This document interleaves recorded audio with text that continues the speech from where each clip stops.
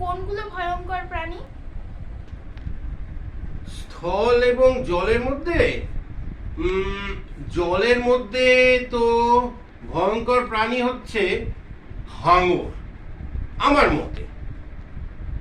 আর স্থলের মধ্যে আমার মতে বাঘ হচ্ছে ভয়ঙ্কর প্রাণী। জলে যেরকম হাঙর লুকিয়ে থাকে, কখন যে ঘক করে এসে যে কামড়ে ধরবে সেটা কেউ বুঝতে পারে না।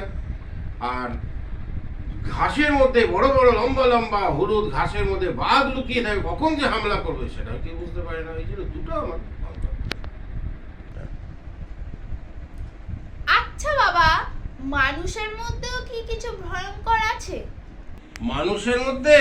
ওরে বাবা, মানুষ তো নিজে একটা ভয়ঙ্কর প্রাণী, তবে তার মধ্যে দুজন হচ্ছে আরো ভয়ঙ্কর। একজন হচ্ছে দেখ, যে সবাইকে গ্যাস দিয়ে বেড়ায় বাড়ি বাড়িতে, এবং আরেকটা হচ্ছে যে সবাইকে বাঁশ দিয়ে বেড়ায়। দুটোই কিন্তু কাজে লাগে, একটা বাড়ি তৈরির কাজে লাগে, আরেকটা হচ্ছে গিয়ে তোমার রান্নার কাজে লাগে।